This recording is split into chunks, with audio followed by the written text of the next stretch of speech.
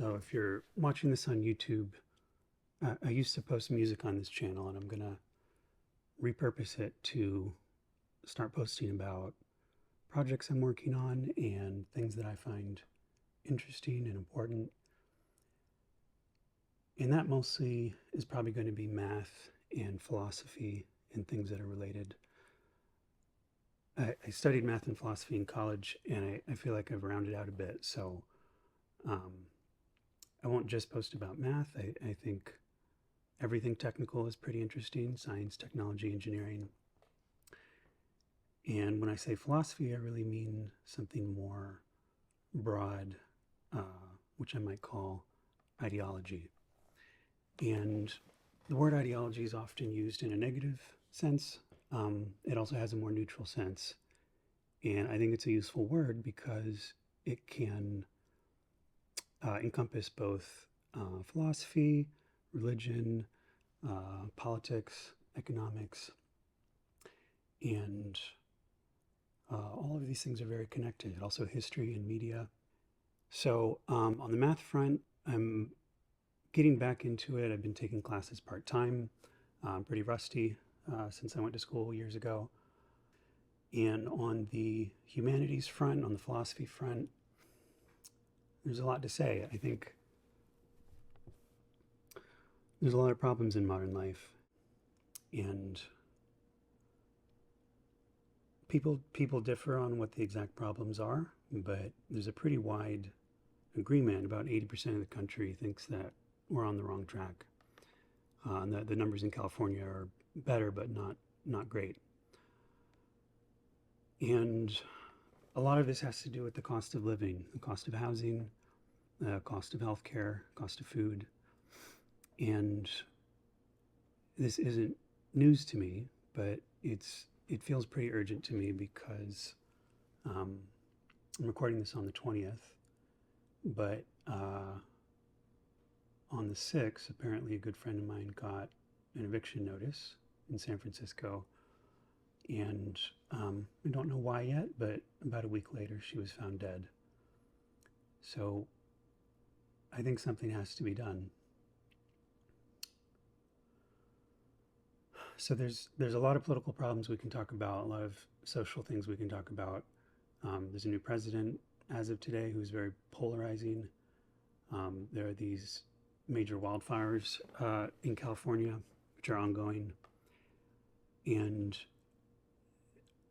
nobody trusts the media. And this is alarming to me because you need media to solve any political problem. I'm working on a media project, which I'll talk about more later, but nobody trusts traditional media. That's been getting worse for years. And no one trusts social media. So we're in sort of uncharted territory. And I also think that there's something more fundamental going on, which is that we don't really have in the West, I'll just scope that to the West, we don't really have a sense of a shared narrative anymore, or a vision for the future. And in this regard, I often think of a lecture by a Chinese history professor I saw a few years ago. And he said something that really stuck with me. He was talking about how in China, he believes they have a kind of ideological confusion where they have this rich, ancient Chinese culture with many different strands, and they have become westernized in many ways, and they could continue to do that. They have a major influence from Soviet culture, and they're not sure what to do with all of this. And he summed it all up saying, our aura is a mess, or our aura is confused. I don't really know Chinese, but I'm going to try to say the original, which is something like, 我们这个气场非常乱. Our aura is confused. And I don't know if that's true of China. It's just one guy's opinion. But it's an incredible image. And I actually think it is true of the West, or it's also true of the West. Our aura is confused. We have a kind of ideological and even spiritual confusion, where we have this rich heritage of some of the coolest belief systems and traditions in the world, right? We the West in a way is founded on or extremely influenced by ancient Egypt and the Sumerians and the Babylonians and the Israelites and the Jews and Gnosticism and the ancient Greeks and more recent European philosophy, Christianity, Islam, feminism, Marxism. So it's a kind of embarrassment of riches, and yet I think no one really knows what to believe or how to talk to each other, and we have this ambivalence about our own traditions, and it's healthy because we actually should be learning more about other cultures as well. But point is, we need to talk about it more. I don't think we can solve political problems just by organizing and yelling at each other, although that is important too. We have to talk philosophy and even spirituality at times. And we should know our history. The thing I love about learning about history is that it increases your bank of patterns. And so things that might never happen in your lifetime and would surprise you when they happen, right? We might be on the cusp of incredible change, and we've already been going through a lot of change. This has happened before. People have gone through incredible changes throughout human history many times, and we can understand that better the more history we know, as well as understanding other cultures that exist right now. The way things are in America and in California in 2025 is not it's not a law of nature. It's just the way it is right now, and we can change it. So I want to talk about the California wildfires, but first I want to talk about, in relation to everything I just said, I want to talk about two ancient philosophical texts that I find weirdly comforting, especially when I'm more depressed or pessimistic about what's going on in the world. And one of them you might have heard of.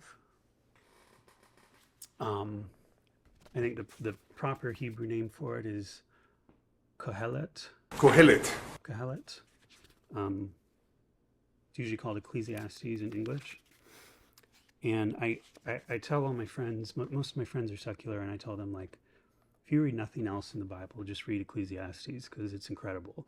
It's one of the most strange and in some ways one of the best books of the whole Bible. And it's very pessimistic. It's very cynical. It's very nihilistic almost. And sometimes when things are bad, you want someone to cheer you up, and other times that feels kind of offensive. So the bleakness of it is in some ways feels appropriate to me. The gist of it is like life is meaningless, and the strong oppress the weak, and there's no justice, and no one learns anything. Every generation makes the same mistakes, and we chase after things that are ultimately pointless. And I was talking to a friend about this, and he was like, "How is that encouraging?" I'm like, "I don't know. I think I like realizing that these are not completely new problems. It's like the Smashing Pumpkins. The world is a vampire. To some extent, it has always been this way, and that's not to say that we should be complacent or that it's always been equally bad and certainly not equally distributed." The other text is an early Buddhist text called the Rathabpala Sutta. It's from the Majjhima Nikaya, if you know your Pali Canon. I think it's Majjhima Nikaya 82. And I'm not going to read the whole thing, but it has one of the most bleak but arresting phrases that I am aware of in the Buddhist canon. And it's a student of the Buddha named Rathabpala who is trying to sum up the Buddhist doctrine, the Dharma. And this isn't the whole summary, but two of the first statements he makes are: the world is swept away. It does not endure. It offers no shelter. And there's no one in charge.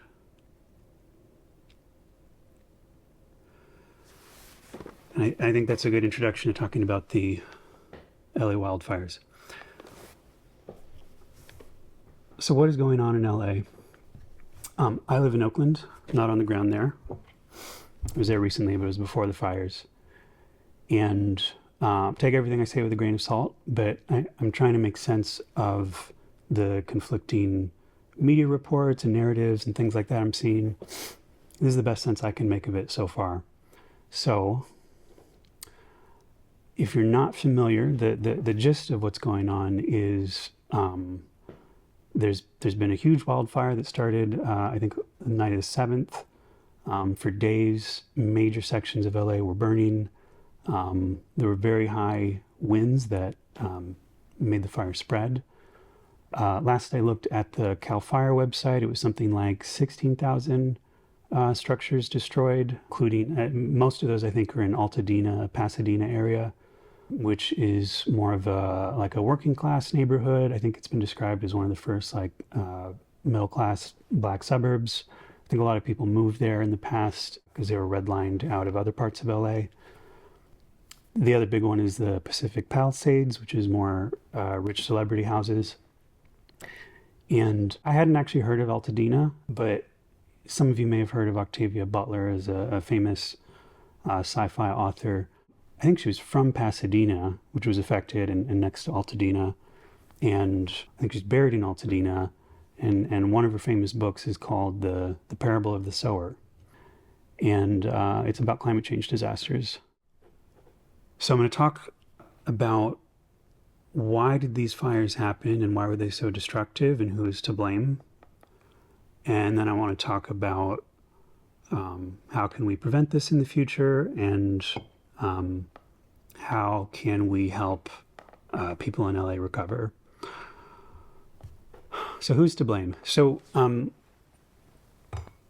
the concept of blame is tricky, and I recently spent a little time trying to analyze it more philosophically or catch up on some of the existing thinking. It's maybe a separate video to go in depth there, but I think there's at least three kind of main elements. One is just the causality, like the physical causality of what happened. Second is the moral responsibility. So you can say a meteor struck, and that's causality, but you don't blame the meteor in a moral sense, right? And then the third one is the kind of political accusation, where you are rightly or wrongly trying to credit or discredit people to affect things going forward, right? So, if someone drives drunk and they're morally responsible, you might want to take away their license or things like that. I'm watching a lot of independent, centrist, and right-wing media ever since October or so, actually going back as far as June, especially towards the end of the election season, because I really want to understand what's going on in this country. My politics are more left, but I don't think you get a full picture of what's happening just from MSNBC, Democracy Now!, and so on, right? What I'm seeing is that people on the left are tending to blame climate change for these LA fires. Some of them are just emphasizing that and then kind of stopping there. Others are explicitly saying it's just climate change, like this author, I think, John Vaillant. And people on the right are more emphasizing government incompetence. So Karen Bass, the mayor, Gavin Newsom, the governor, and then you have Trump saying it's the Delta smell, which is this other can of worms. So I'll go into detail in a minute, but just my top line takeaway after having dug into this a bit is that it is partly climate change and it is partly government incompetence. So it's both and it is not the Delta smell. That is unrelated.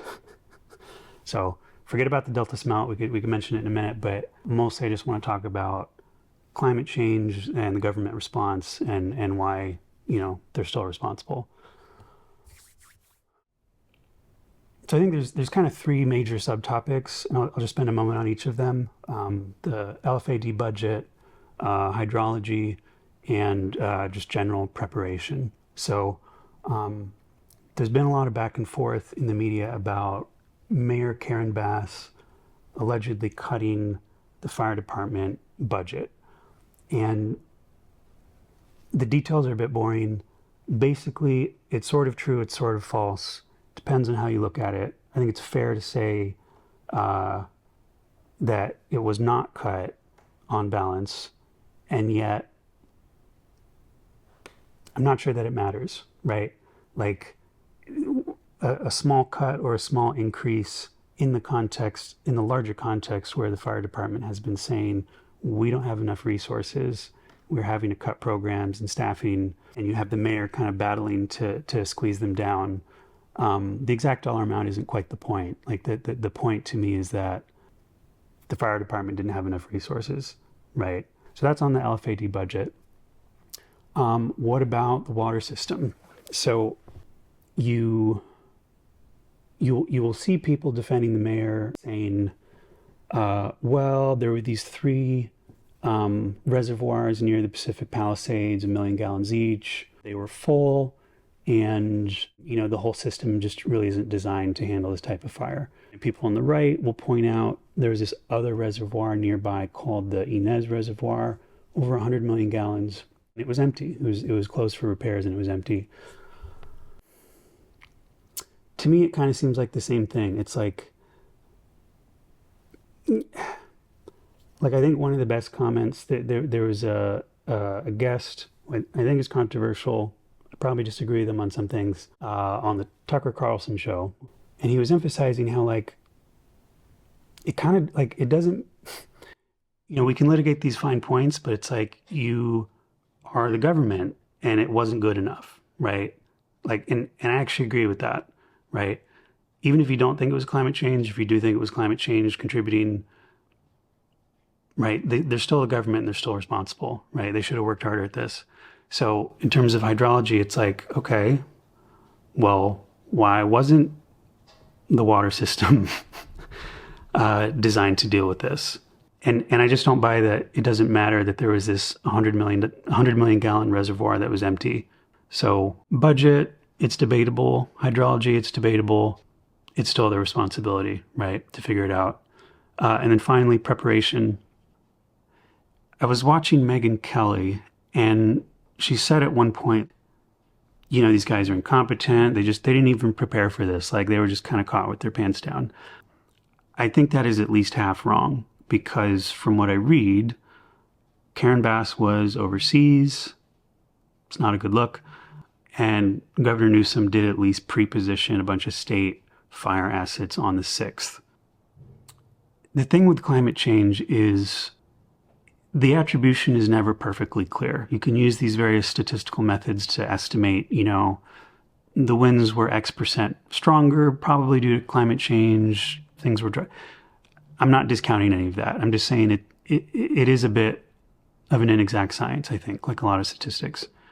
But here's what I see from scientists talking about this. You see some, I think this was a study which has not yet been peer-reviewed by UCLA, and they were estimating that something like 22% of the unusual dryness in the vegetation was attributable to climate change. And the rest is maybe normal variation, right?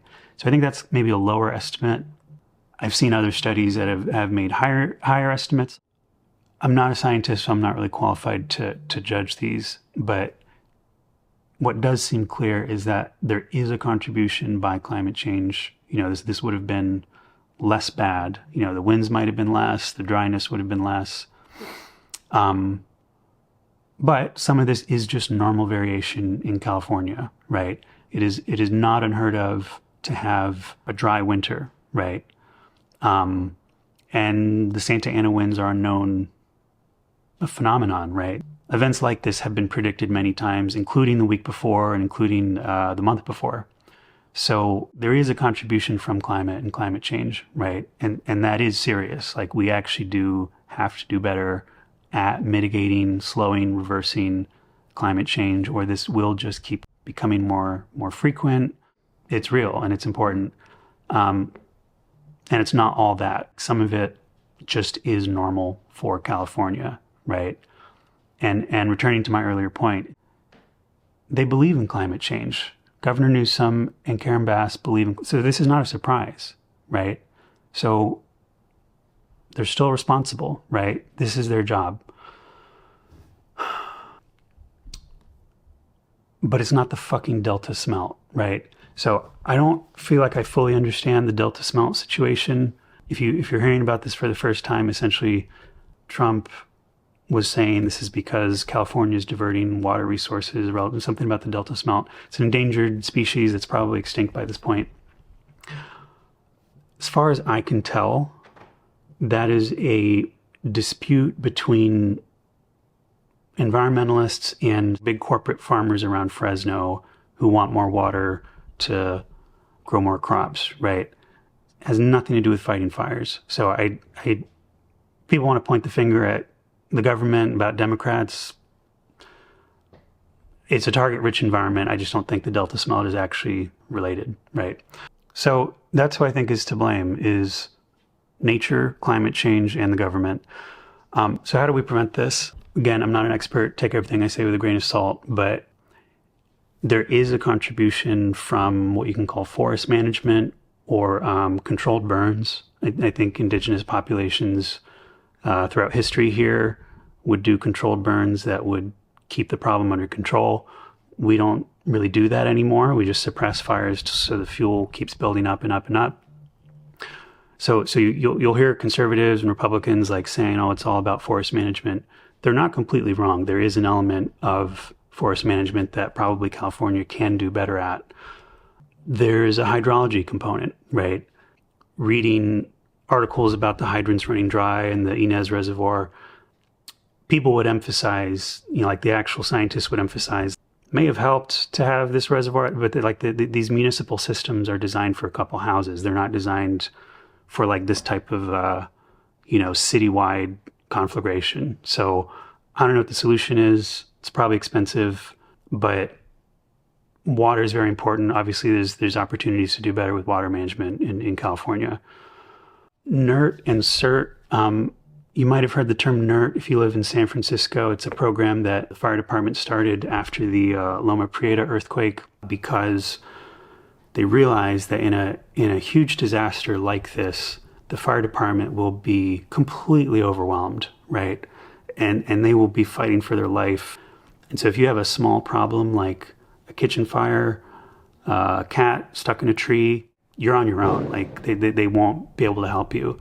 And so the NERT program was set up in San Francisco to train residents and people who work in the city to be able to do like basic triage to mitigate damage in their own house or their own neighborhood. So if you smell gas, how do you turn off the gas? How do you tell if a structure is safe to go into and see if there's anyone that needs help? So it's a cool program. I did it once years ago, and I think it became like a national program called CERT. So I think it was Neighborhood Emergency Response Team or Community Emergency Response Team. And so your local fire department might run a CERT program, and it might be useful to go and be able to help or at least self-manage a bit in an emergency instead of, relying on the fire department for everything when they're maxed out. Another big topic, which is politically complicated, is insurance. So I know a little bit about insurance because I helped start a life insurance company a few years ago, but I think most people are mostly interested in like fire insurance right now. It's a really boring topic. No one likes to talk about insurance, but it is really important. It is like a basic social good, at least in societies like ours that don't have, better traditions of mutual aid like the Amish or something, right? So going without insurance for important things should be culturally thought of as like, that's not good. Like, you want to have insurance. And because of that, the affordability of insurance and the fairness and integrity and responsibility of insurance companies, and the way that government regulates insurance. These are all actually really important kind of moral and political topics that, they're boring, but we got to talk about them. One of the problems that can come up with insurance is what they call moral hazard. And it just means the potential for regulation to, or subsidy to make people do things that are just inherently risky, right? So the classic example is the National Flood Insurance Program. So I believe that, there's a small number of properties that have national flood insurance with subsidized rates that keep getting flooded and keep making claims. And they keep doing this over and over. And it's the type of thing that everyone realizes is kind of ridiculous. If we're going to subsidize insurance, there might be smarter ways to do it, where you're subsidizing people to move away from the floodplain or something, right? Take everything I just said with a grain of salt. I'm not an expert on that program, but that is a dynamic that comes up with insurance. And there's going to be a big conversation about insurance in California. We have this thing called the FAIR Plan. It's kind of the fire insurance of last resort. It's kind of broke right now. It has less than $1 billion in reserves, and there's going to be billions of dollars of claims. We want people to be able to benefit from insurance. We want people to be able to rebuild. We also don't want people to keep building houses where they're going to get burned down again, right? And so I don't know the solution to that. I don't think anyone does. But that's an important conversation we need to have on how to prevent this. We can prevent fires, but they are going to happen, and part of the California ecosystem is fire. Okay, so what can we do about recovery? I spoke to a few people who are helping with recovery efforts. There's a network you may have seen going around social media called LA Mutual Aid Network. One minister I spoke to recommended laworks.com. And she said that really at this point, housing and money are the main needs, right? So they have enough stuff like food and water. People basically need like a year to a 2-year lease to have some stability. Rebuilding might take longer than that. And, being able to offer a couch for a few weeks or a few months is nice, but that only goes so far, right? And when we talk about housing, it should be easier to build housing in California. Rent has been spiking in LA. It's a complicated topic. I think Governor Newsom actually has been pushing on this, trying to get more housing built and pushing on local municipalities to build more housing. I'm sure more can be done. And, there's a whole kind of community of people that often go by the name YIMBY, Yes in My Backyard, who are trying to get more housing built in California. A lot of local communities have homeowners that like their neighborhood the way it is, and they don't want more housing or more people. But that attitude leads to housing shortage, people not being able to afford rent, and we do need more housing, right? Of all the things to be scarce, housing should not be one of them.